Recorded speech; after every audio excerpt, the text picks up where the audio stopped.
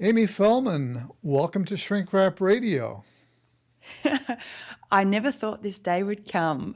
Dr. Dave, it's lovely to be talking to you this Well, morning. it's lovely to have you here, and especially after getting the opportunity to spend time with you and with Troy when you guys were here taking your grand tour of the U.S., which fortunately ended up in the San Francisco area with a swing through Petaluma, where we got to have lunch, and then we went to Leo Laporte's magnificent podcasting studio and podcast. My, Your husband, podcaster, business consultant, podcaster, got very excited by Leo Laporte's setup.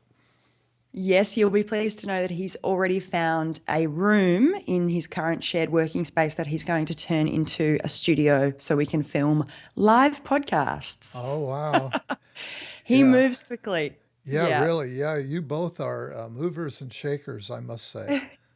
But no, it was so cool to meet you in person and to get out of San Francisco. Petaluma was so quaint and it was great to see some of the countryside. It was awesome. Yeah, yeah, it is a lovely, quaint place. Mm. And, you did a podcast with me, a podcast interview, and I'm not sure how long ago was that. Do you know? That's a good question. I think it was back in January this year. Okay, Yeah, that sounds it about right. was. That sounds about Yep. right. And I think if anybody's interested in that, I think I posted links to it. I think I might have even put up the video of it on my YouTube channel, which is YouTube/Shrink Wrap Radio. So if any listener wants to look for that, uh, they're welcome to do that. So I wanted to return the favor since you did such a wonderful job of interviewing me and drawing me out and making me feel very special. I hope I can do as well with you. Well, thank you. Thank you. We'll see. Yeah. Okay. Now you have an interview podcast, much as I do, that's directed especially at the issues of concern to what you call early career psychologists. Did you do that because you yourself are an early career psychologist? Is that how you see yourself? Yeah, absolutely. So I'm currently in my third year of working as a psychologist. So I definitely fit into that space. I consider that space to be probably between up to 5 years of working, but even more for some people, and it definitely includes students as well. And I guess after listening to you for a long time, I knew that I really wanted to do a podcast, but I didn't know what about. Hmm. And I was going through, all that kind of self criticism of what would I talk about? I'm not an expert in any particular area. I Who's know going that to take me feeling, yeah. seriously? Hmm. Yeah, yeah. And then it occurred to me that, well, I'm an expert in not being an expert in the sense that I'm a psychologist, There but you go. I'm early career. And so I realized that that was a space that I felt comfortable about talking about. It all just went from there. So it was really about wanting to do something that I would be interested in, essentially. So being an early career psychologist, having lots and lots of friends who are early career psychologists, I kind of know, I think, pretty well what we're interested in, what we want. Yeah, yeah. Well, that's the way to start a podcast for sure. Everybody gives that advice is do one that's about the stuff that you know. That that's part of your world and you'll find that there'll be other people who will be interested. So tell us a bit about your training to become a psychologist. Mm. How did you first hear about psychology in the first place and get interested in it? And then what kind of training did you go after? Okay. That question's always a difficult one for me because Really? there was no defining moment where I knew that's what I wanted. I didn't study psychology at high school. I didn't even study psychology in my first degree at university. What did you So that study? was, I studied media actually. So a Bachelor of Arts with majors in media and politics. Surprising, And given your media, you're a wonderful media person, and I know you've studied drama too. I remember asking you that in the interview you did with me, and kind of outed you there, revealing that because you're Yeah. just so good on camera and on the mic. So that doesn't surprise me at all. So you Okay. do your Well, now whole you're making undergrad. me blush. It doesn't show up on your camera, so that's fine. So, Yeah. So, oh, sorry. Did you want me to go on? yeah. Yeah. So I guess I went traveling at about the age of 25 and came home and was feeling a little bit lost. I had been treading the boards for a while, so wanting to pursue an acting career. And then I just started to feel a sense that I needed something a little bit more, I guess, grounded. And I come from a bit of a traditional family who like the idea of having licenses to practice. You know, my dad was a lawyer, my mum was a Okay. nurse. So they were kind of encouraging me to do something a little bit more stable. Find a And profession. yeah, exactly. Yes. Such a stable profession, the psychology world is, of course. So I started reflecting, and when I was really thinking about my passions, I guess, around media, documentary, performing, acting, and I noticed I was really interested in the human story, probably just as much as actually doing the performing myself. Hmm. So it's fascinating. It's what all of us psychologists are into. We're interested in Sure. the story, Yeah. what makes us tick, why the same two people can experience an adverse event and cope with it completely differently. The influence of our families and how they change and impact the way we are in the world.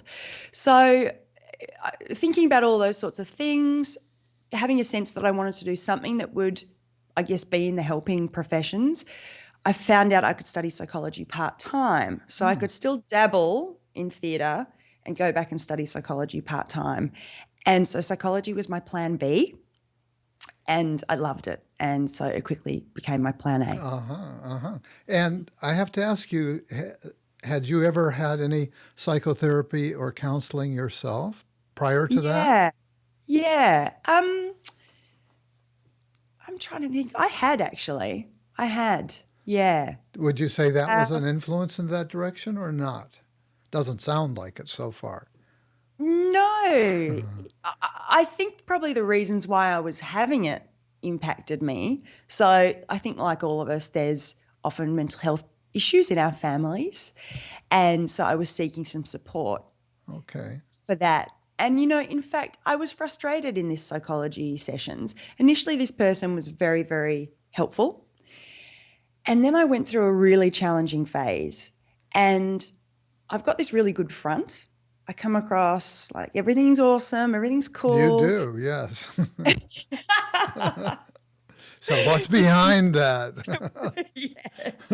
Well, you're getting me in like the first 5 minutes, revealing all. Um, and this person didn't challenge me, didn't call me on that, Mm, didn't. So I felt what I was saying and how I was presenting were at odds, and they didn't explore that, they didn't pick that up. So I stopped going.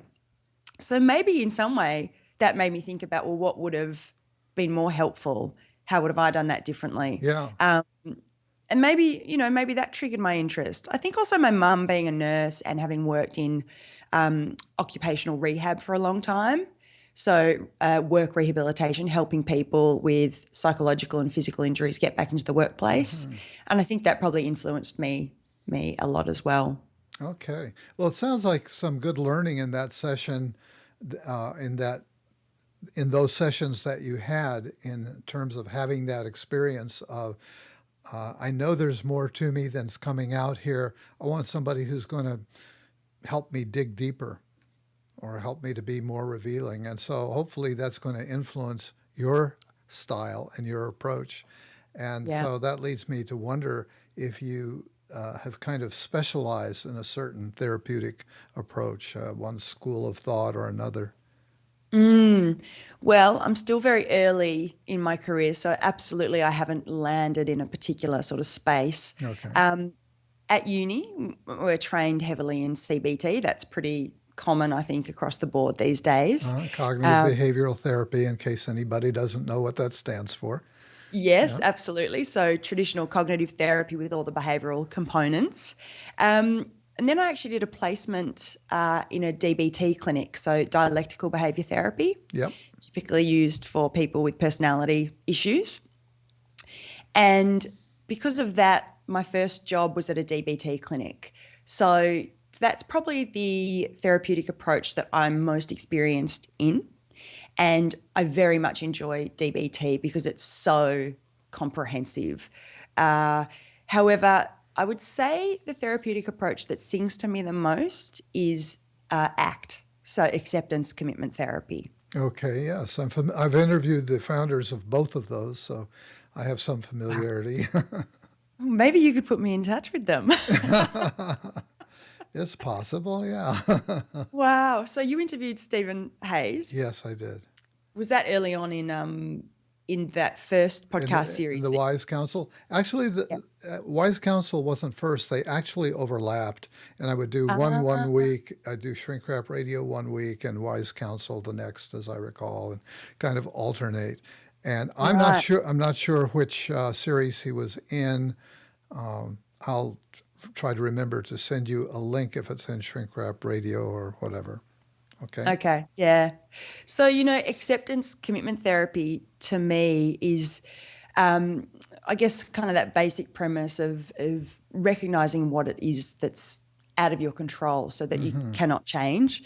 So that's around accepting your reality, those things you can't change, and then making space for meaningful action, so committed, meaningful action that's in line with your values.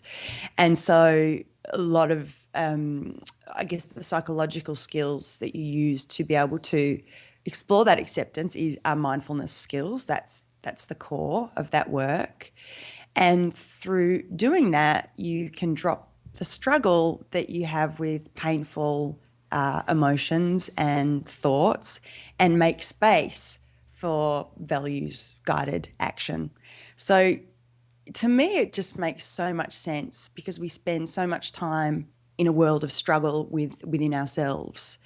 And I don't think we're ever going to eradicate difficult thoughts, anxiety. It's part of who we are. Right. So how can we, make space for that, walk alongside it and kind of have that under one armpit and under the other armpit actually doing the things that we are passionate, interested in, that sustain us, so that are, sort of at our true core of what makes us human. Wow, that was quite a rant. I hope Steve Hayes doesn't listen to this. Well, that's really that was really well put. In a very compact sort of way, and with your own special imprint on it. And so, when this comes out, you should write it down, and so you can remind yourself. But sometimes, things tumble out of our mouths that we've never really articulated before. And that was one of the gratifying things for me as a university teacher, was sometimes I would hear myself saying things that some part of myself was saying, well, that's brilliant.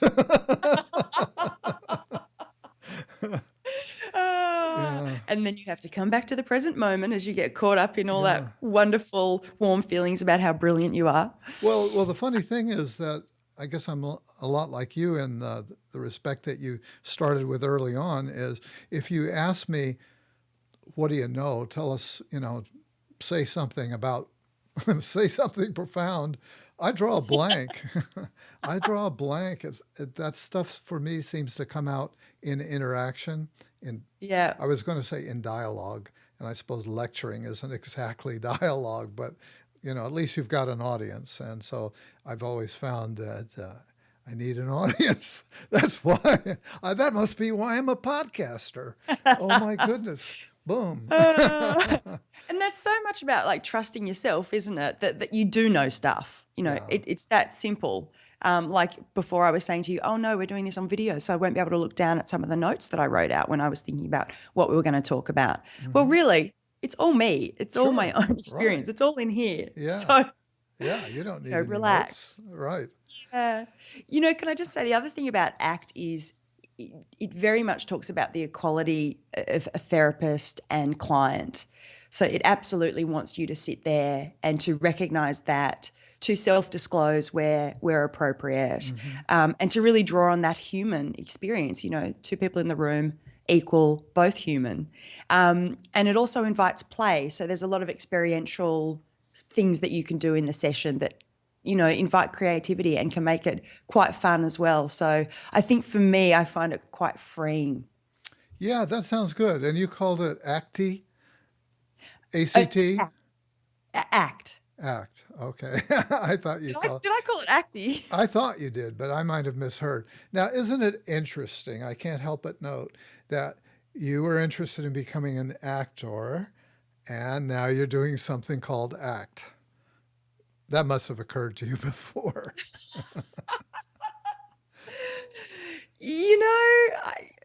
The meanings are so different that I hadn't actually put those two things together. Well, you see, you were asking me when we were together about my interest in Jung, and you said you don't, you haven't had much exposure to that. That's the Yeah. kind of thing that we depth psychology people with some exposure to analytic approaches kind of pick up on that and assume that we live in a universe in which these seeming coincidences and accidents aren't accidental, but that at some level, an unconscious level, there might be some connection, Okay. something to So, ponder. I was going to say, so what could be the potential connection there, I guess, just for our listeners? Well, I can't explain the potential connection other than to say that I believe it happens at an unconscious level, and that you may in fact be living out a destiny that is deeper than you consciously realize. So, may we move on? I was going to say it's probably a good place to wrap up. Yeah. Okay. Yes. So are you currently working in an agency or are you in private practice? How's that working for you? And yeah. So I've actually just finished a 12-month contract. I was working at a public hospital. So I was working in a SECU. It stands for Secure Extended Care Unit. Okay. So it's an inpatient long-term rehabilitation facility for people with chronic and unremitting mental health problems. So that's where I've been for the past year. And then I went on this fabulous holiday to the US and took some time to reflect. Good And now idea. I'm back and considering my next options. So I'll probably work with youth, which is something that I haven't done yet, but I think might go well for me. I'm sorry, you said you probably do what? Work with youth. Youth. Okay. Yeah. Yeah. Yeah. Yeah. And Yeah. what is the situation there in Australia with a master's level degree, which you have, right? And Yeah. so there you can call yourself a psychologist. Here you can't. You can say that you're a counselor, depending upon what your license is, but the PhD psychologists have that one kind of tied up in terms of using the term psychologist. I gather that's not the case in Australia. No, it's not. So for me, I've got a master's in clinical psychology. So what that looks like is I did 3 years of undergraduate psychology, and then I did an honours year, so a 4th year, and then I did a 2 years master's. So that's minimum that you need to call yourself a psychologist. So that's the most common standard way, I would say, to become a psychologist here. Okay. You can do a doctorate or a PhD, and they will also obviously lead you to being able to call yourself a psychologist, and that will be an extra year or 2 years. So the training is actually not hugely different. When you finish your master's here, you then do 2 years of it's called a clinical registrar program. So although I trained clinically, to actually call myself a clinical psychologist, I needed to do 2 years of supervised practice under a clinical psychologist to be able to be endorsed in that area. Yeah, that's similar here. And so, Yeah, okay. and so would you be able to do what we call private practice, that is, have your own office at this point or not? Absolutely. Yeah. Yep. Okay. There's no restrictions there. There's also other pathways in this country to become a psychologist. So you can do a thing called a 4+2. So you would do what I said before, the 3 years of undergraduate, the 1 year of an honours degree, and then 2 years of intensive, I guess like internship, where you're working, but you're also completing assignments, getting intensive supervision. So that's another pathway. And there's a bit of kind of politics around that at the moment. We're constantly hearing that that's going to be phased out because they want to standardise training. But I don't know But where that they're going sounds to to go me with that. like the same as what you did. What's different between that and what you did? Yeah, really good point. So what I did was I did the master's degree on top of that. So after Oh, my I fourth see. year, I stayed at university. I did another thesis. I did multiple clinical placements. Excuse me, my headphones dropped off. I don't think you need And them unless you need them to hear me. that's cool. Yeah. So I guess that's the difference. And you're still having classes. So you're still, you know, covering everything that we need to learn. So that's the difference. I guess it's still in the confounds of the university. Okay, so you had a longer training somehow, right? Yes. Longer than 4+2. 4+2. Yes. So longer at university, Yeah, essentially. okay. So the 4+2s, they go off, they get a job, and they do intensive supervised work and kind of projects along the way. Whereas I stayed at uni for another 2 years. I did another huge research project, whole bunch of classes, and the clinical placements as well. Okay, now here we have a variety of licenses that people can get to more or less do the same kind of work. So we have the MFT, which is I guess it's their degree programs now aimed towards that. It's mostly a licensing, I think, of marriage family therapist. We also more recently have something called the LPC, licensed professional counselor. Then we have a very different profession of social work, in which a social worker can specialize in something called psychiatric social work. There may be other names for it, but they're sort of trained in therapy. And then there are ways, I guess, that ministers, spiritually oriented people, can get some kind of a ministerial license. Do you have multiple pathways like that? Yeah, we do. Yeah. Yeah. It's quite similar here. Okay. It's the odd thing about our industry, isn't it? We can all come from so many different backgrounds. And essentially, when you talk to somebody, we're doing kind of the same thing. We just come Right. from different training sort of backgrounds. Yeah. I guess then those other pathways are less intensely regulated, and the training is not nearly as grueling as what it is in psychology.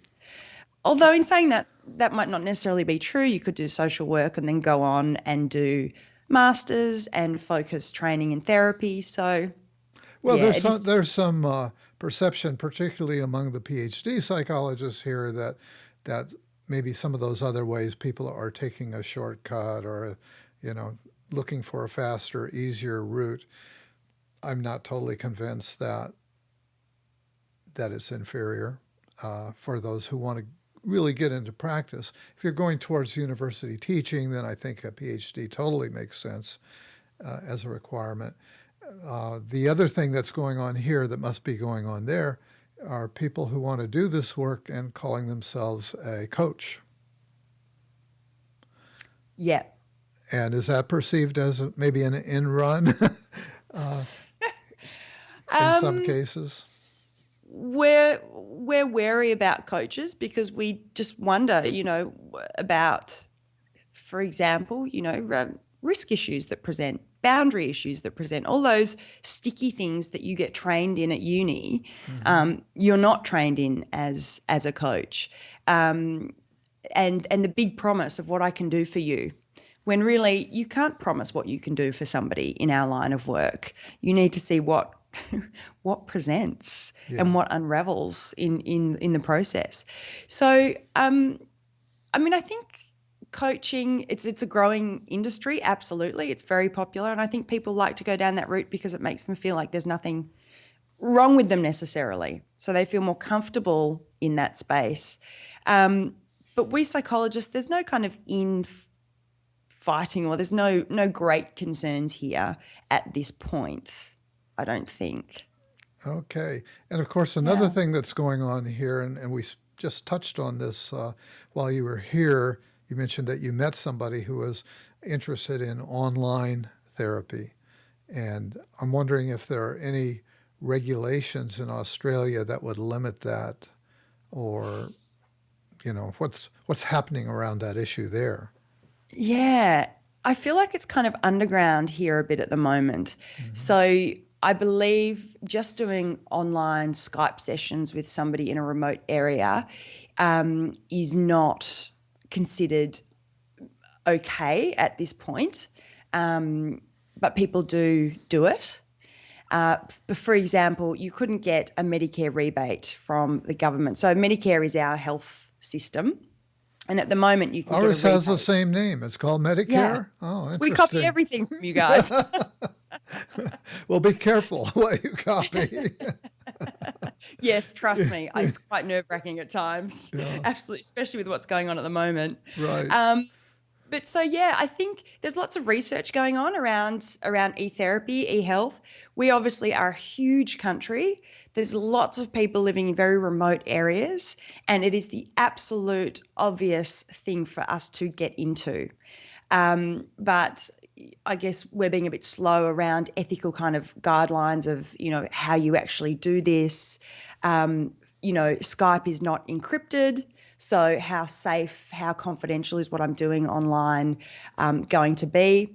So it's the same sort of challenges. There's kind of an underbelly. I know people are doing it, but it's not talked about as readily at this point because those structural things are not in place. But there's absolutely a lot of research around it. In fact, I was working at a university for a while in the National E-Therapy Centre that they had there, and they were trying to get up. At that point, it was more online programs. So you could do, say you have social anxiety issues. There was actually an online program that you could do, and you could get email support from a therapist while you worked through the program. And what we were trying to do was to include online therapeutic support as well, so actually face-to-face. There's lots So it happening was in that mostly an space. automated program with a sort of backup support, but through email Yes. and some face to face. Yeah, Yeah, exactly. I could see that as a possible. I'm sure that's happening here in quarters, and it may be where a lot of this will go. Don't know for Yeah, sure. absolutely. And when I was doing that work, I had sort of some experienced psychologists saying to me, "Oh, well, how do you manage risk? And what if something goes wrong?" And it's like, well, something can go wrong in the therapy room.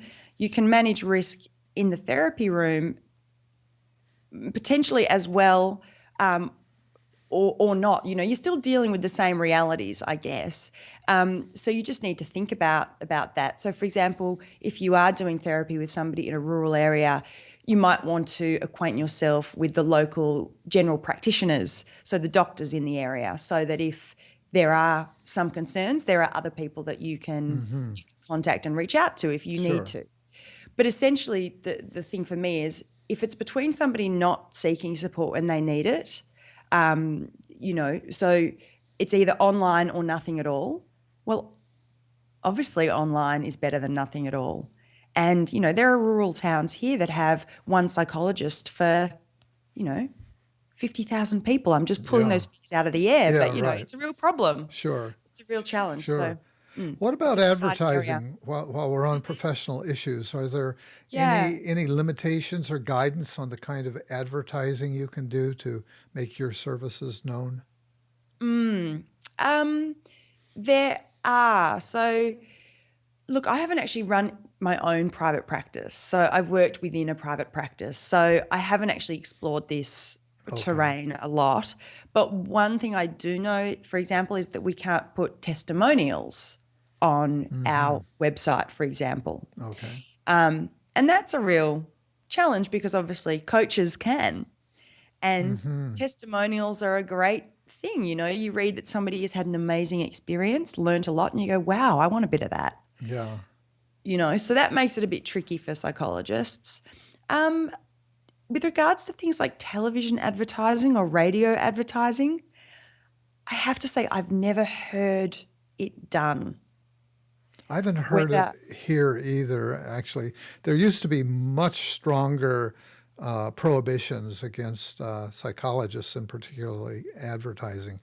I think it's loosened up quite a bit, but I don't mm, think I've seen any TV ads. Thank goodness yeah. yet, but who knows? It's probably on its way. Uh, so, what made you want to be a podcaster? When and Oh, how did you hear about that? And yeah, and then what made you want to yeah. move into it? So I, I got into podcasts probably around 2011, and I became quite obsessed with psychology podcasts. Yours was one of them. Yay. And, I was loving it. Every walk that I would go on, I would listen. I was learning so much. I was really inspired all the time. Um, and then I guess my husband has a podcast, so I'd seen him kind of make it work. And I've got a background in media. I love radio. I love that format. So I think it was probably just a natural progression for me. Um, and it's a podcast revolution that we're in right now. Anyone and anywhere can do it. So whereas at one point we had to be a successful, radio journalist with a huge following, now anyone anywhere can speak on a niche area and speak to people all over the world. So that was kind of really exciting, that Yeah, that yeah, idea. Yeah. Of right. course, I freaked out and pondered for ages. All that kind of, oh my God, what if it fails? What if it's boring? What if people don't like it? All that sort of thing. But in the end, I just said, Amy, come on, you just do it. Yeah, just do you it. know, just do it, just ship. So I did, and I wanted to create a podcast that would inspire and motivate other early career psychologists. Our training is really grueling and very heavy on the academic side of things. And often at the end, we're left feeling, we develop these kinds of perfectionistic tendencies that, in a way, can become a bit paradoxical, where we lose our sense of self and creativity. And we don't get a lot of career guidance. So for me, I wanted to speak to psychologists that were out there doing it, Hmm. that had amazing journeys, that would expose us to all the different things that you can do as a psychologist, which are many and varied, Yeah, and to give us some confidence that everybody goes through the challenges, right. the imposter syndrome, all those sorts of things. And then in doing that, I guess I was hoping to help early career psychologists loosen up a little bit. So Be I patient. guess some of the things that you're talking about were your own frustrations, and you were assuming that other people must be having similar frustrations. Yeah. Yeah, So I knew other people were having yeah, similar frustrations. Yeah. yeah, You yeah. know, all of my colleagues. Well, how did you come to name your podcast? We all wear it differently. Um, that sounds like a clothing podcast, you know. Oh no.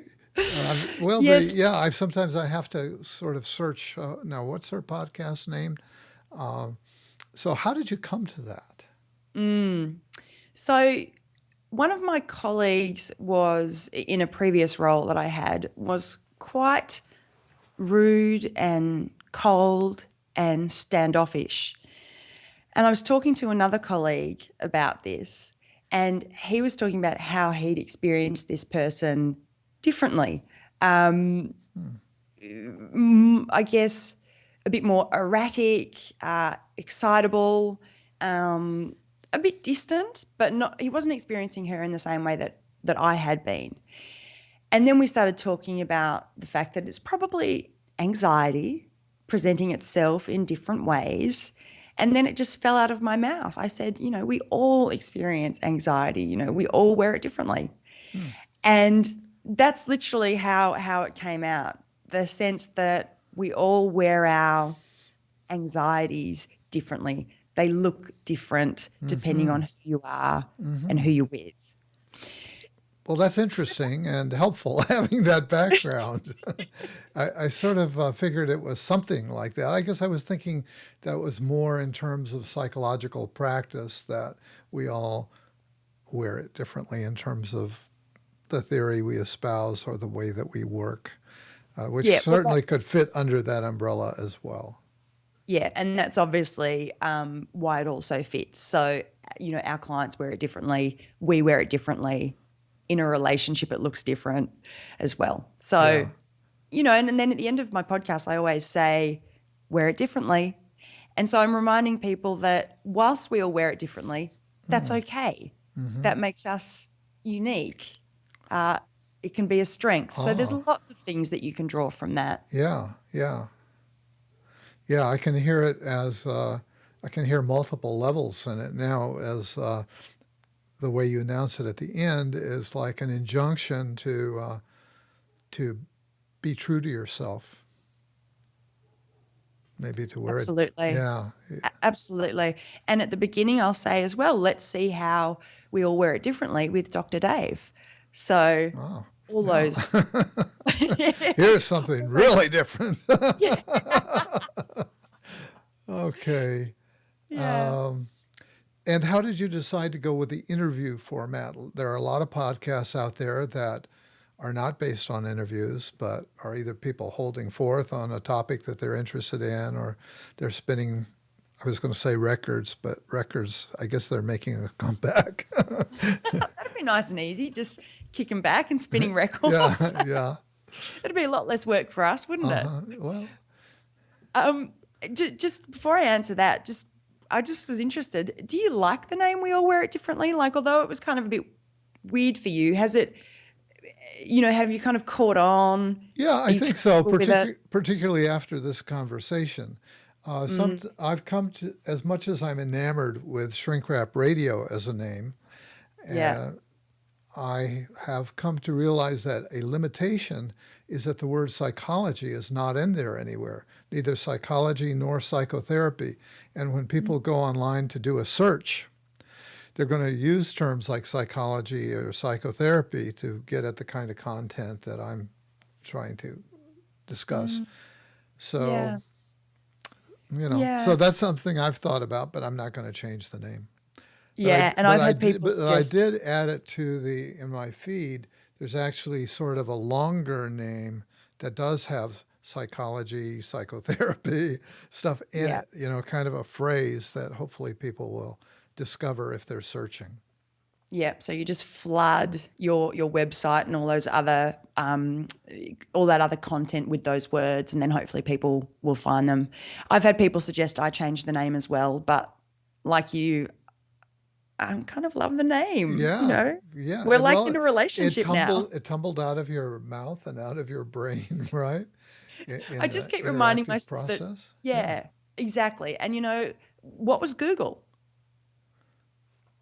Good point. It turns out it is something I read recently. I don't remember what it is, but it either was a series of letters that stand for it was either an acronym or it's a mathematical concept. I'm not sure which, but I think or maybe it was Yahoo, actually. Yahoo was something I just learned. It was an Ah, acronym that I don't know if anybody knew about that acronym. no. Yeah, What is it? I forgot. Oh, damn. That's the problem. That's the problem, but it's also the beauty of the name. You don't Yeah. remember, but you do remember Yahoo. Oh yeah, really, Yeah. really. So the reason that I chose an interview format, well, I'm not an expert in any particular field, so I needed to talk to experts that are. Yeah. And also at uni, I used to have some incredible lecturers, and I used to say they triggered my high five reflex. So, after a class, I'd come out and I'd be like, CBT is the way, it's the answer to Yeah. everything. Because they were so passionate, Yeah. and they shared so much with us about their personal journey. It felt like you were in the room with them. Yeah. And so I wanted to do interviews with people like that. Right. Good. Good. So that was why. Yeah. And what a gratifying student you must have been to be so enthusiastic and so visceral. And that's the kind of thing that we professorial types thrive on. Yeah. Yeah. So, do you see your audience as broader than just early career psychologists? And if so, who else? Yeah, I do. I mean, I think all psychologists could find a number of episodes interesting to them. I talk to experienced psychologists who have been working in the field for years. So whilst I talk to them about, advice for early career psychologists, we get into detail about what they do. And psychologists never stop wanting to learn and grow. So I think it's definitely interesting to probably anyone that works in the mental health field. Interestingly, also, my sister is a lawyer, and she really loved an episode I did with an organizational psychologist who's done a lot of work in ethics as well. And so she found the psychology combination with business fascinating. Then she recommended it to some of her colleagues.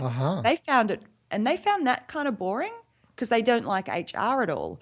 But what they started listening to was the interviews with school psychologists because they had kids. So they were suddenly getting this insight into all the issues that are going on in schools with kids at the moment. And so they were finding that really fascinating. So they're just a couple of examples of how, different people find the podcast attractive. Yeah. Well, that mentions a couple of issues that you've covered: school psychology and something about legal issues. What are some of the other issues or topics that you've covered so far? How many? You're up to number what at this point? I'm in the 30s. All right, in the 30s. Yeah. That's doubled, I think, since we spoke in January. Yeah, probably. Yeah. So I've done forensic psychology with particular issues around working with sex offenders, psycho-oncology, so people that work in the cancer space, refugee mental health, huge issue for us here at the moment, all across the world. Yes. But we've got this thing called offshore processing at the moment. So to deter people coming to Australia by boat, our politicians basically put them on these remote islands, and they've been called I can't remember now. Anyway, they're very the trauma that goes on in these experiences for people seeking asylum is incredible, and it's quite a shameful thing in this country at the moment. But so that's a hot topic, refugee mental health. I've spoken to people that work with kids with autism, eating disorders. So I recently spoke with an American psychologist, Dr. Kelsey Latimer. She works at the Dallas Children's Hospital, and she's a pediatric eating disorder psychologist. Who else have I spoken to? Lots of different, environmental psychology, fascinating. Consumer psychology, the dark side. Okay, well, it's clear that you've got a lot of breadth there. And so that's only going to make your podcast appeal to more and more people. Yeah. Yeah, so I think you're doing great. Have there been any surprises for you in any of the podcasts that you've done, interviews that you've done? Does anything come to mind as something that was either surprising or a major new learning?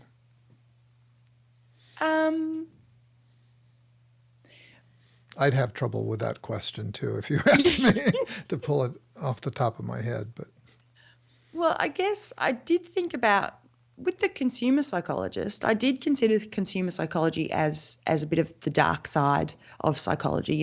How do we sell stuff to people? Yeah, stuff that they don't need.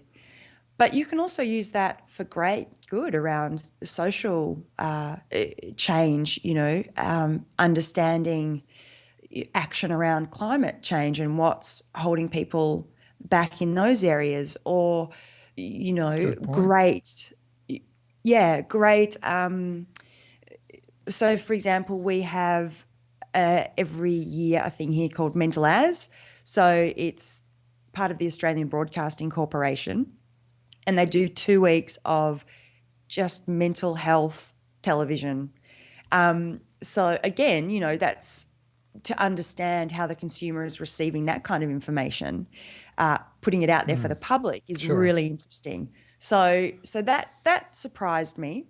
And probably the other thing is that whilst we work in an evidence-based scientist practitioner model, I constantly hear people I speak to talking about psychology as a combination of art and science, and really encouraging early career psychologists to find their creativity and their authenticity within our evidence-based models.